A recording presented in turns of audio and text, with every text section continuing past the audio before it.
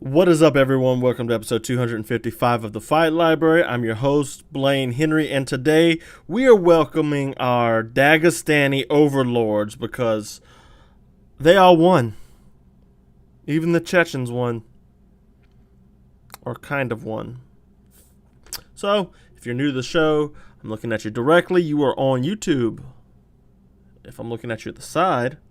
Well, actually, Twitter's going to be directly. So, yeah, if I'm looking at the side, I'm looking at Twitter. So, yeah, welcome to the show. This is a live podcast, so drop any questions, any comments you have about the show this weekend, and I will do my best to answer them. And we'll also be talking a little bit about Tyson Fury being great. YouTube gets to see Oreo in the background right over there on the bed. My room's messy. Don't make fun of me. But, yeah, so let's go ahead and, dive on into the first half of the show because the main event. Let's be real. It was a weird card. UFC 294 is a very weird card.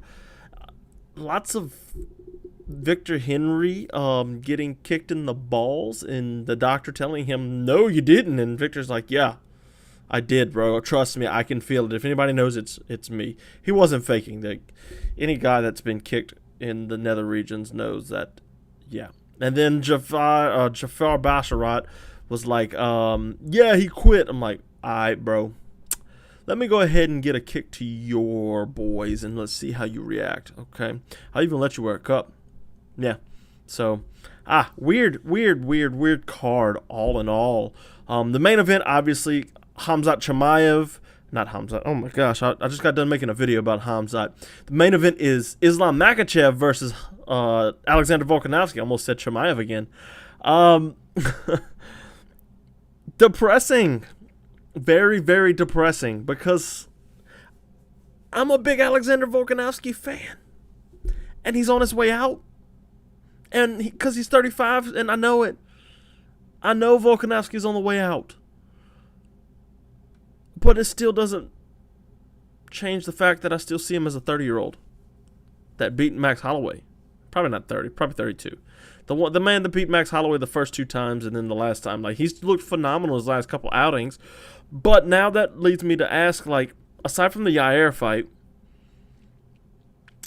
is it because Max and the Korean Zombie were old that he's looked so spectacular? Now, granted, he did take this on short notice. Now, that's fine, 13 days notice, I think the number was. But what really concerned me about this fight was that it's not that he's taking it on short notice, about who he's taking on short notice. The first fight was very close, and we had a lot of success from Volkanovski, counter wrestling, whatever you want to call it. He had a lot of success doing this. But this time, it's like this is Islam Makhachev here. This isn't Korean Zombie you're fighting on short notice. This isn't 2023 Max Holloway who's washed. This is the best in the world right now. There's not a fighter better than Islam Makhachev in the world right now. You can't deny that anymore. Yeah, I understand we're going to keep John Jones at number one pound for pound until 2 weeks when he beats Stipe and then retires. But that's because of his accomplishments and not his level of skill anymore. I mean, he's a heavyweight, light heavyweight. Islam's the best in the world. And, this is what concerned me so much is Volkanovski doing this for a payday or is he taking it lightly? It turns out the dude was super depressed and wanted to fight. That really concerns me as Volkanovski goes on because... what's he going to be like when he can't fight? Is he going to go on this 9-fight skid like BJ Penn and Anderson Silva? Conor McGregor's there now.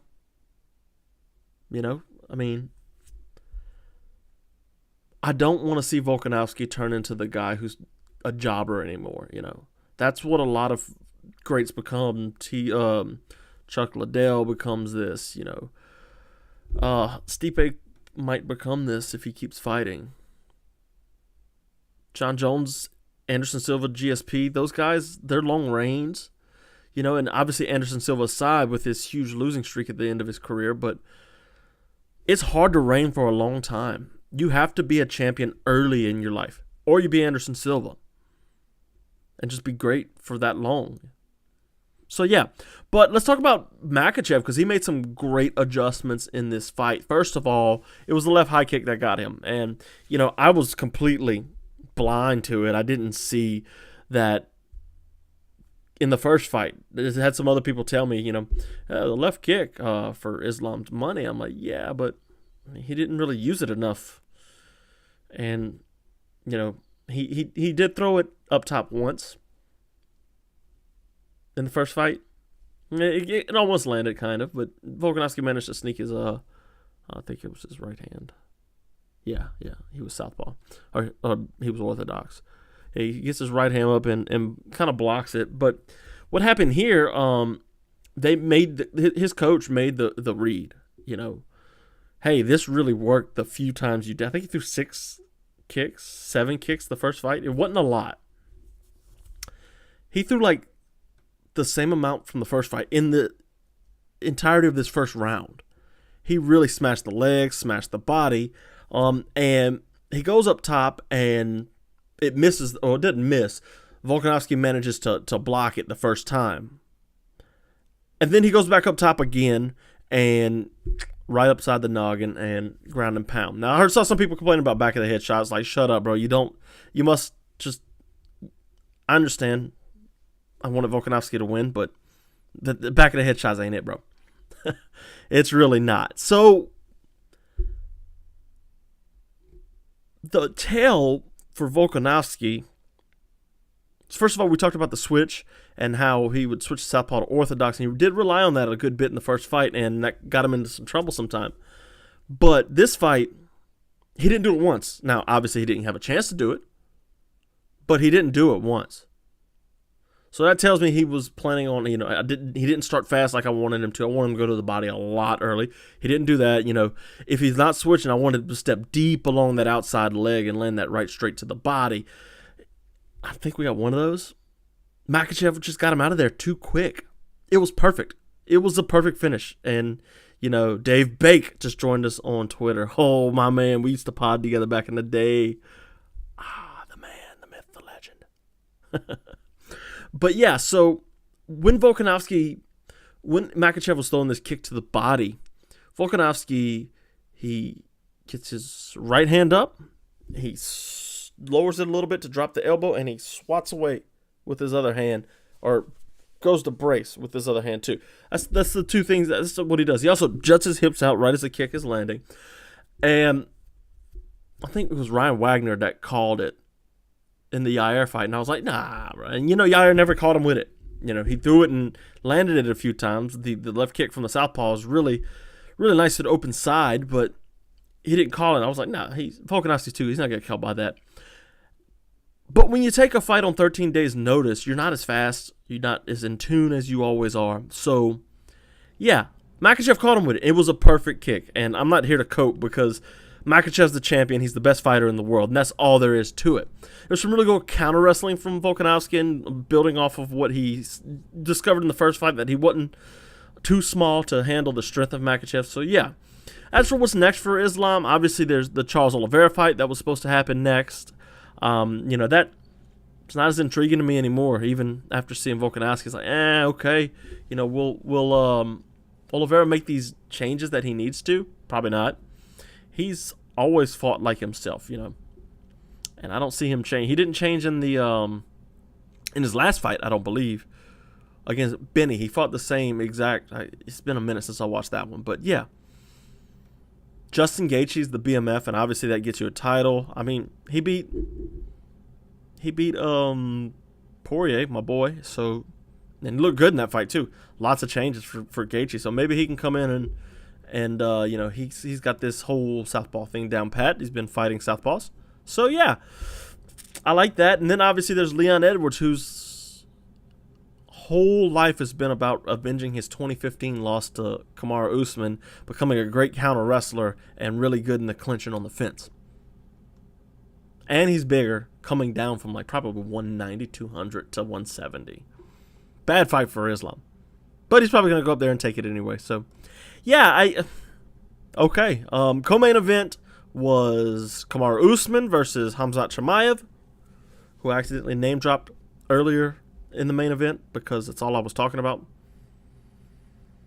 Chimaev.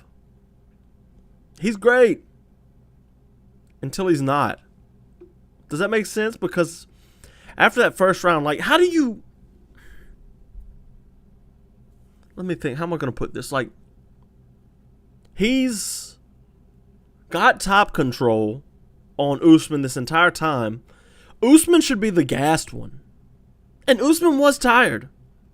But Khamzat Chimaev was toast.